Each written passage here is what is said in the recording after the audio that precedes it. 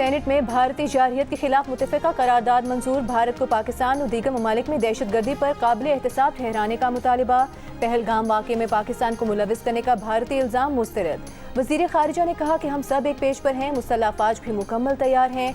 किसी ने मैली आंख से देखा तो जवाब माजी जैसा दिया जाएगा। तहरीक इंसाफ, पीपल्स पार्टी और अवामी नेशनल पार्टी भी भारतीय जारहियत के खिलाफ इक़दामात के हामी।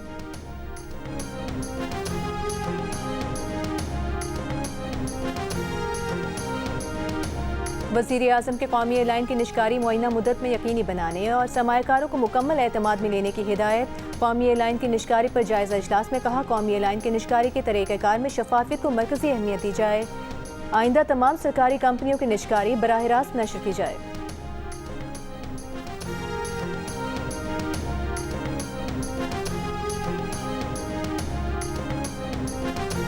सरखम में रोहड़ी इंटरचेंज के करीब पीपल्स पार्टी के जश्न सिंधु की तैयारियां मुकम्मल। बिलावल भुट्टो सरदारी खिताब करेंगे। कारकुनान की आमद का सिलसिला जारी।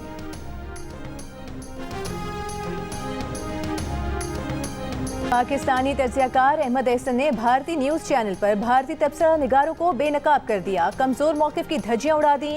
भारतीय सियासतदानों और दिफाई तज्ज़ियाकारों की सुबकी पर भारतीय एंकर को शदीद तनकीद का सामना। किसी ने नालायक कहा, किसी ने मुल्क की बेइज्जती करवाने वाला करार दे दिया। जियो न्यूज़ से गुफ्तगू में अहमद हसन ने कहा कि भारत 2014 से जंगी हिस्टेरिया का शिकार है।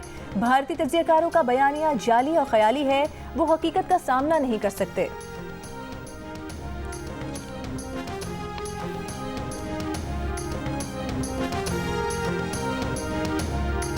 पाकिस्तानी फ़ज़ाई हुदूद की बंदिश, भारतीय एयरलाइंस को परवाज़ों के रुख मोड़ना पड़ गए। भारतीय नायब सदर की खुसूसी परवाज़ को दिल्ली से इटली जाते हुए ताख़ीर का सामना, 1.5 घंटा तवील फासला इख्तियार करना पड़ा। टोरंटो, न्यूयॉर्क, लंदन, डेनमार्क और दमाम से दिल्ली की परवाज़ें 2 घंटे, जबकि बर्मिंघम, सैन फ्रांसिस्को, फ्रैंकफर्ट और पेरिस से दिल्ली की परवाज़ें 2 घंटे तवील हो गईं। एम्स्टर्डम और आज़रबाईजान के दारुल-हुकूमत बाकू से दिल्ली की परवाज़ें भी 2 घंटे तवील हो गईं।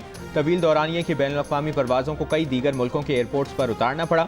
शारजा अमृतसर परवाज़ को अहमदाबाद और टोरंटो दिल्ली की परवाज़ को डेनमार्क में उतारा गया। अबू धाबी में उतारी गई पेरिस और लंदन की परवाज़ें रीफ्यूलिंग के बाद दिल्ली पहुंची। अलमाते और ताशकंद के लिए 2 परवाज़ें मंसूख। दुबई अमृतसर की परवाज़ 2.5 घंटे तवील हो गई।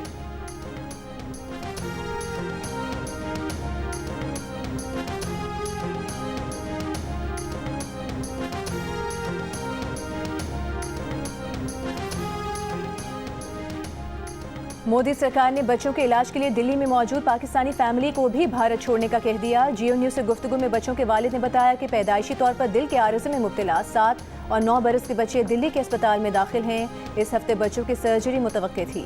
भारतीय दफ्तर ख़ारिजा वापस जाने का कह रही है। मौजूदा सूरत हाल के पेश नज़र खुद को भारत में गैर महफूज तस्वुर कर रहे हैं। बच्चों के वालिद की हुकूमत पाकिस्तान से मदद की अपील। पहलगाम हमला भारतीय हुकूमत की साजिश करार देने पर भारतीय रियासत आसाम के रुकन असम्बली अमीनुल इस्लाम गिरफ्तार। भारतीय मीडिया के मुताबिक वज़ीर आला आसाम ने अमीनुल इस्लाम की गिरफ्तारी का हुक्म दिया। कहा, पाकिस्तान की हिमायत करने वालों को बख्शा नहीं जाएगा। Aminul Islam all India United Democratic Front के रुकन हैं।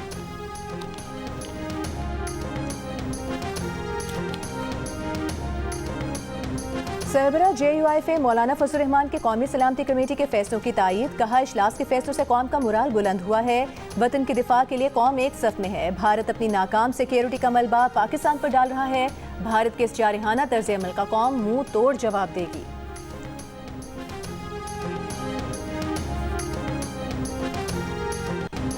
भारतीय सुप्रीम कोर्ट के साबिक जज मर्कंडे कार्डजो का कहना है कि अगर भारत जंग करता है तो इसकी मईशत बुरी तरह मुतासर होगी। एक इंटरव्यू में उन्होंने कहा कि भारतीय जर्नैल पाकिस्तान के साथ जंग के लिए भारतीय टीवी चैनल्स पर बकवास कर रहे हैं। उन्हें ये बात समझना होगी कि दोनों ममालिक एटमी ताकतें हैं। उन्होंने पुलवामा हमले के बाद पाकिस्तान के इकदाम की भी तारीफ की, जब दोनों मुल्कों के दरमियान कशीदगी बहुत ज्यादा थी।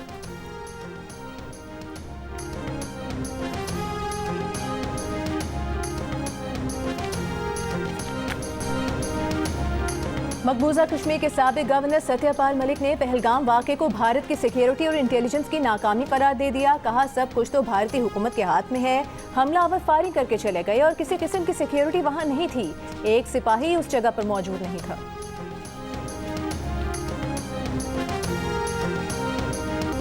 भारत की चालें और पाकिस्तान का दो टोक जवाब। हर इल्जाम, हर इकदाम का हिसाब हर लम्हा बदलती सूरत हाल पर सिचुएशन रूम, दिन रात मुतहरिक, हर सच, हर खबर और हर रद्द अमल सिर्फ जियो न्यूज पर।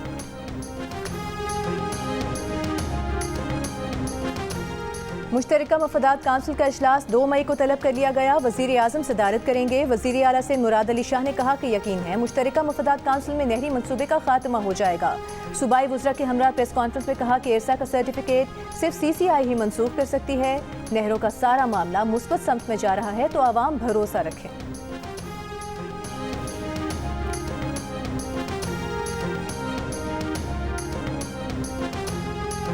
दरियाए सिंध से नहरें निकालने के मुजवज़ा मनसूबे के खिलाफ सिंध के मुख्तलिफ अजला में धरने जारी। वकिला का नहरों की मनसूखी का नोटिफिकेशन जारी होने तक धरना जारी रखने का ऐलान। खैरपुर में कौमी शाहराह पर बबरलो बाईपास के मकाम पर वकिला का धरना 8वें रोज भी जारी। गोटकी में कौमी शाहराह पर मैग्रूफ पंप पर 6 रोज और शहीद के मकाम पर 3 दिन से वकिला का धरना। धरनों में वकिला और सिविल सोसाइटी की शिरकत। धरने के बायस सिंध और पंजाब के दरमियान गुड्स ट्रांसपोर्ट मुकम्मल बंद। सिंध बार काउंसिल की सिंध भर में हड़ताल। हैदराबाद, लाड़काना, नवाबशाह और जैकबाबाद समेत तमाम शहरों में अदालतों का बॉयकॉट। सिटी कोर्ट में चौथे रोज भी ताले। सैकड़ों केसेस कार्रवाई के बगैर मुलतवी। साइलिन परेशान।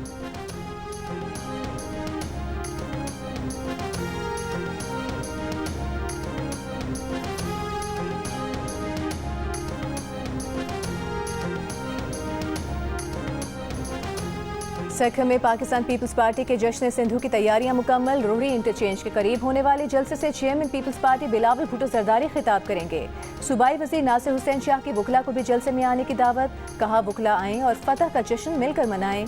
खुर्शीद शाह का कहना है कि पीपल्स पार्टी का जलसा यौम तशक्कुर भी होगा। जलसे में सिंध के अवाम को मुबारकबाद देंगे।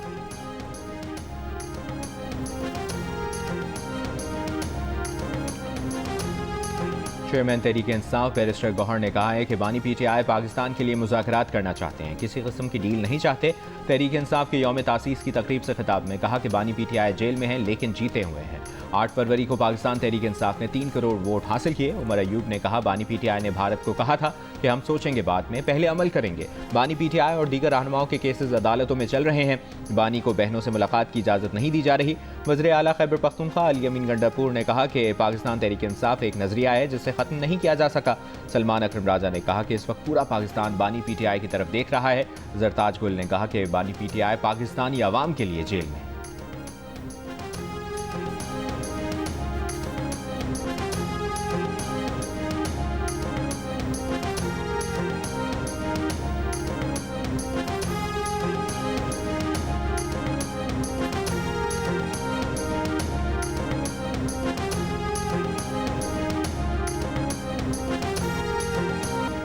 अमरीकी सदर डोनाल्ड ट्रंप ने कहा है कि चीनी सदर शी जिनपिंग ने कॉल की है। अमरीकी इंतजामिया चीन के साथ डील के लिए बातचीत कर रही है।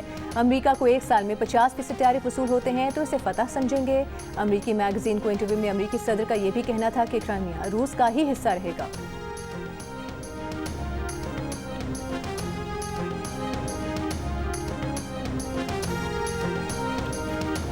ईरान और अमरीका के जौहरी मुज़ाकरात का तीसरा दौर कल ओमान में होगा। तीसरे दौर में ईरान के जौहरी प्रोग्राम पर माहिरीन की सतह के तकनीकी मुज़ाकरात होंगे।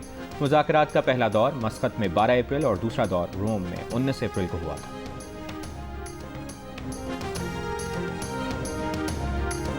और नहरी मंसूबे पर मुशावरत के लिए मुश्तरका मफादात काउंसिल का इजलास 2 मई को तलब। वज़ीर आला ने कहा यकीन है मुश्तरका मफादात काउंसिल में नहरी मंसूबे का खात्मा हो जाएगा।